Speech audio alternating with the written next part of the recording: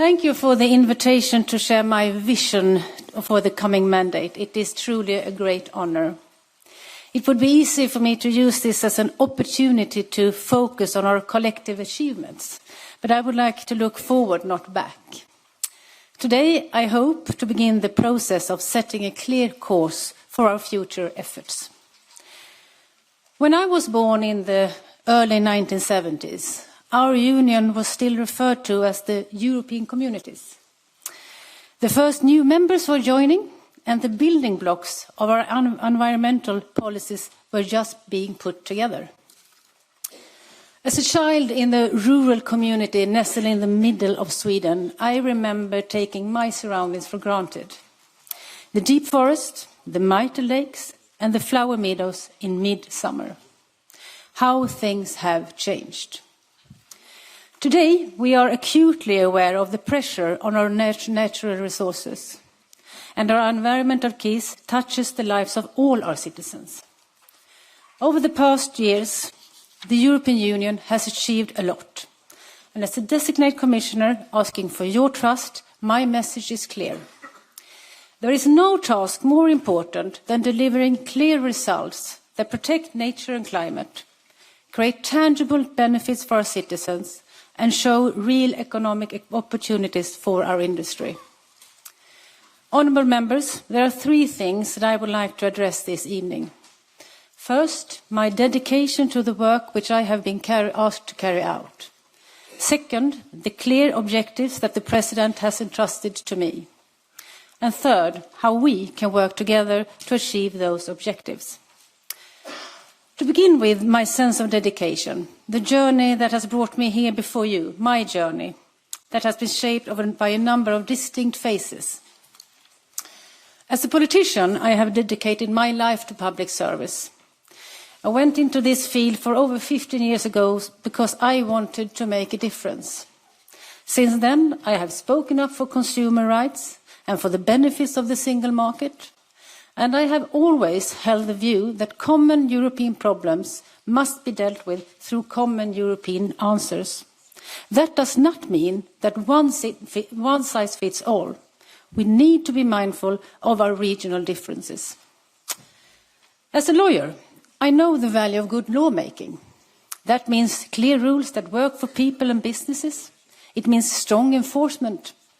But it also is the ability to see the greater good of our proposals to ensure that they create tangible benefits for the people that we serve.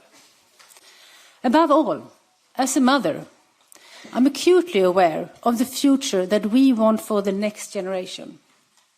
Indeed, as a grandmother, perhaps to my surprise, I'm even more aware of that for my granddaughter. She needs a future with clean air, fresh water and healthy biodiversity, but also a future with economic opportunity, quality jobs and clean industrial prosperity. Honourable members, this leads me to the second topic I want to address, the objectives that President von der Leyen has entrusted to me as Commissioner-designate. In recent years, the Parliament has shown true leadership in shaping our laws for the next decades. And I know that many of you take immense pride in what we have achieved together on the Green Deal. But I know some of you still don't see the deal part. I want to work with you to make this happen, as a true deal with citizens and businesses. And we can make it happen, because a competitive economy and the clean transition goes hand in hand. This is a once-in-a-generation opportunity for Europe. Honourable members, on all my flagship initiatives, I intend to work closely with other colleague members. The circular economy is the best example. I want to deliver it as a priority and a key part of the Clean Industrial Deal. Resource extraction and processing are major air polluters. They drive much of biodiversity loss and more than half our green gas emissions. Yet, while we rely on 8 billion tons of raw materials per year, only about 11% of those come from recycled materials. I want to use the full potential of our biggest asset, the single market, to address this. All too often, it is cheaper to import new materials than to use recycled ones. I will look into all available tools to make the economies of circular work. And I want to champion clean, sustainable production. Circularity works best when products are clean. To make our zero pollution ambition a reality, we will present a chemical industry package quickly, in 2025. I will prepare the revision and modernization of REACH and look into the use of PFAS. Many of you have raised that in our discussions. It is important to provide further clarity as soon as possible, notably on the use of PFAS in consumer and industrial applications. As a priority, I will seek ban to the use of PFAS in consumer products. Overall, we need to simplify administration and speed up the substitution of hazardous chemicals. Faster decisions means more legal certainty and predictable investments. They also means more timely protection of our citizens' health. Honourable members, water management is one of the biggest challenges that we face. Flood and droughts are becoming the new normal, as shown by the tragic event in Spain. With the Water Resilience Initiative, we will take a source-to-sea approach and consider the widely different challenges in our regions and in sectors. I will also make access to clean water for everyone as a part of our just transition agenda. I would like to say a few words on our farmers. They know firsthand the impact of water stress. They are often the first to face the damaging impact on our environment. I'm therefore keen to contribute to the vision for agriculture and food, to reward sustainable agriculture practices and provide a fair income to farmers. For farmers and many others, the bioeconomy has a great potential. EU companies are already in the forefront in this sector, but we can do so much more, as long as we are mindful that our natural resources are limited. Honourable members, the development by the sustainable transition and restore of nature, we need to give clarity to citizens and businesses. Together with you, many new laws were agreed under the last mandate. And if I'm confirmed, I want to stay the course. Now is the time to move from paper to reality.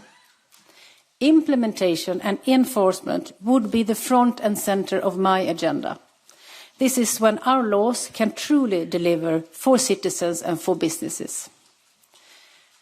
If confirmed, I will work hard to ensure that EU policies support our citizens and businesses and administrations. We need an open and inclusive dialogue on all our parts of our union, in the regions and in the cities. I look forward to engaging with young people in particular, and I'm excited about the opportunity to showcase our work together through projects in the new European Bauhaus. Honourable members, to simplify our rules, I want to think small first. When preparing new rules, I would check whether legislation is the only solution. I would prioritise implementation and simplification. I will always be mindful of our small and medium-sized companies. And a commissioner, I would scrutinise existing laws for consistency and legal certainty. But I want to be very clear. Under my watch, simplification would never be a form of deregulation. It should be the means to make implementation easier and therefore more effective. At the same time, we need to maintain a high level of protection of human health and the environment. As a lawyer, I firmly believe in the Commission's role of guardian of the treaties. If I'm confirmed, my commitment is to dialogue will guide my relation with the Member States, but when needed, I will not hesitate to use our enforcement tools to bring about change. Honourable members, I want to make real progress with you on protecting biodiversity and implementing the nature restoration law. This is not only essential to help protect and restore ecosystems, but also to increase our resilience and help us meet our international commitments. And moving from paper to reality means providing necessary funding, strengthening our water resilience, bringing down pollution levels, and boosting circularity will not come for free. The next MFF is an opportunity to make our spending simpler and more impactful. Yet, there will be many competing demands for the next EU budget. But my pledge to you is that I will always fight to secure the necessary funding for our priorities. Because when we invest in nature, we invest in the ecosystems on which our economy depends. In the last 3 years alone, our member states have suffered more than 160 billion euros of losses due to wildfires, droughts and floods. Public funding will be important, but it will not be enough. I therefore look forward to explore well-designed nature credits, and where private markets are not yet fully developed, I want to engage with institutions such as the European Investment Bank. We also need to work further on financing on global level. Following the COP16 on biodiversity, if confirmed, I will work with our international partners to deliver common results. As Europeans, we are proud to lead by example, but other countries need to do their part as well. Honourable members, this hearing is an important part of our European democratic process, but it is not the only democratic process taking place this evening. Events on the other side of the Atlantic reminds us that we operate in an ever-changing global environment. And every day, the sacrifices of our friends in Ukraine remind us of the privilege we too often take for granted. Both of these underlines our own responsibility towards our citizens and towards the European project. And that also brings me to my most important message here tonight. How can we work together? Because I have been in politics long enough to know that cooperation is the only way to move forward. Those of you who met me during the Swedish presidency will know me as a bridge builder. You will know that every time I see a gap, my first reaction is to find a way to connect the two sides. That was true when I was a minister and worked hard to build consensus around efforts to make Europe freer, greener and safer. And that was true in the Swedish Parliament, where I worked across party lines to build solid political majorities to support large-scale infrastructure. And it was true when I was a lawyer, where I worked hard not just to defend those who need the protection of the law, but also to raise awareness of our fundamental rights. So, honourable members, how am I going to build bridges with you? I see two building blocks for our work together. The first is being present in person. I commit in joining you for meetings here in committee, as well as debates and in plenary, and I will always endeavour to attend trialogues. The second and perhaps most important is dialogue. My pledge is not just to listen, but to give careful consideration to your views. We may not always agree, but you will always find in me an honest, committed counterpart. Now I would like to say a few words in Italian.